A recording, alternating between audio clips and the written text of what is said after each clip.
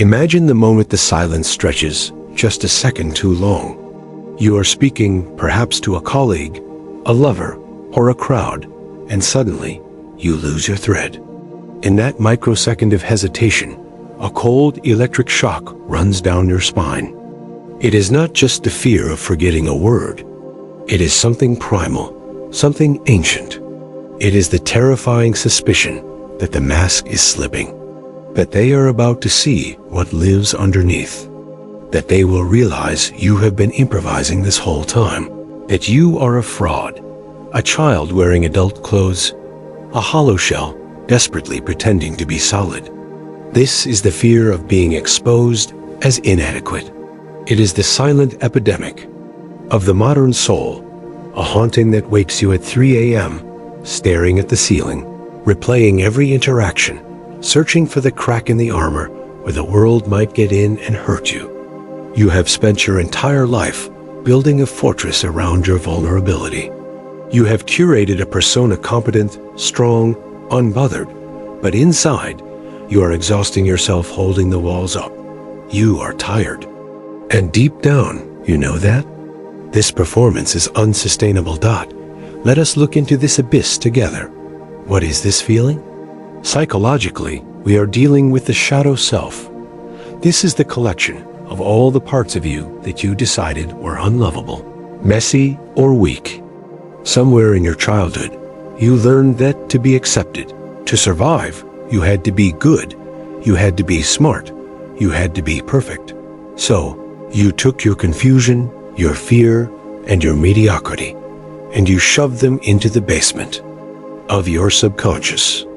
But the shadow does not die. It grows in the dark. The more you pretend to be perfect, the denser the shadow becomes, and the more energy it takes to keep the door locked. You become addicted to validation, using praise, like a drug to numb the gnawing sense that you are not enough. This is the pathology of normality, the sickness of trying so hard to be normal and impressive that you lose your connection to reality. You live in a state of existential anxiety, not because you are in danger, but because you are defending a lie. You are defending a static image of yourself that does not exist. But what if I told you that the very thing you are hiding is the key to your freedom? The ancient wisdom traditions, specifically those from the East, speak of a profound concept often called the empty boat. Imagine you are crossing a river in a small skiff. If an empty boat drifts down the current and collides with yours, you might be startled, but you will not be angry. You will simply steer around it. But if you see a man in that boat, shouting and steering into you, your anger flares. You feel attacked.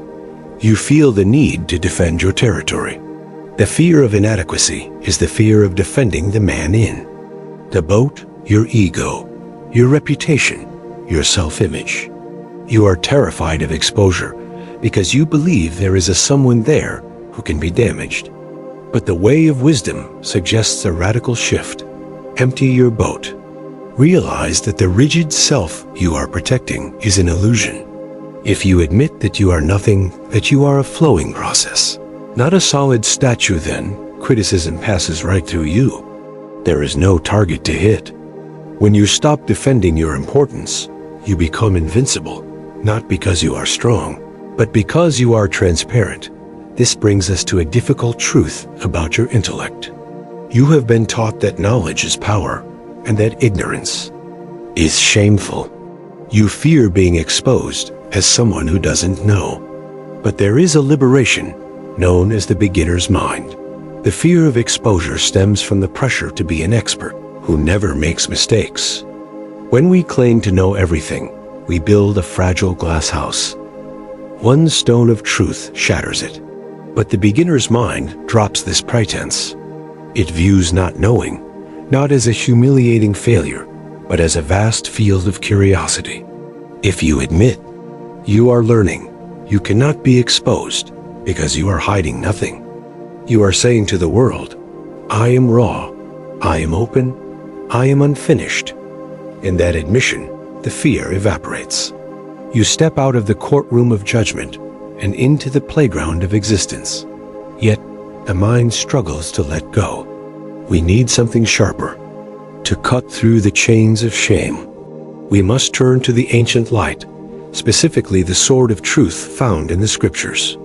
The world tells you to hide your weakness, to polish your armor until it blinds your enemies. But the divine voice speaks a paradox that shatters our logic. In the letters to the Corinthians, a voice from the heavens declares, "My grace is sufficient for you, for my power is made perfect in weakness." Listen closely to that. Power is not made perfect in your competence. It is not made perfect in your resume or your carefully edited social media profile. It is made perfect in your weakness. The text goes on to say, "Therefore, I will boast all the more gladly about my weaknesses, so that Christ's power may rest on me." This is the reversal of everything you have been taught. You are running from your inadequacy, but the divine is waiting for you in your inadequacy. As long as you are full of yourself, full of your own strength, there is no room for the greater power to enter. It is only when you are broken, when you are at the end of your rope, that you become a vessel for true strength. For when I am weak, then I am strong. Think of the exhaustion of being a sculpted masterpiece. Society pressures us to carve ourselves into specific shapes to be useful, to be the wealthy entrepreneur, the perfect mother, the stoic leader. This is the fear that our carving isn't good enough. But the wisdom of the way speaks of the uncarved block. This is the state of returning to your original, authentic simplicity. When you are a block of uncarved wood, you have infinite potential. You are not limited by a defined shape. When you stop trying to be a sculpture for others to admire, and simply exist as you are, rough, natural, whole, you reclaim a wholeness that needs no external validation. You stop asking, "Do they like me?" and start asking, "Am I true?" There is a profound promise for those who dare to walk this path of vulnerability. The ancient light reminds us in Psalm 34 that those who look to him are radiant. Their faces are never covered with shame. Shame is a fungus that grows in the dark. It tells you that if you are seen, you will be rejected. But the spiritual reality is the opposite. When you look toward the source, when you bring your inadequacy into the light, you do not burn up. You become radiant. The exposure you fear is actually the healing you crave.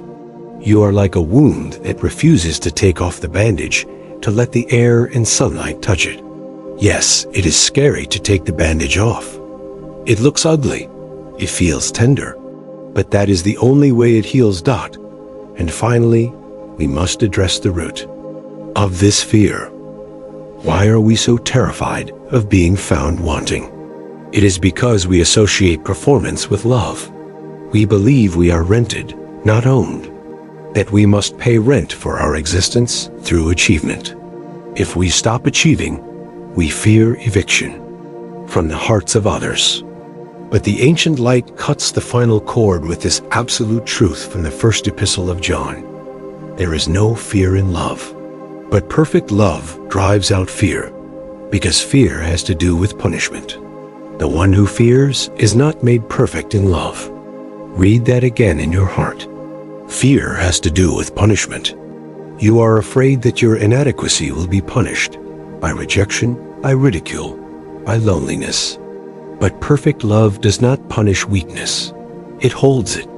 If you truly understood how deeply you are loved not for what you do, but for what you are, the fear of exposure would vanish. You cannot be exposed to a love that already sees everything and accepts it all. So here is your invitation.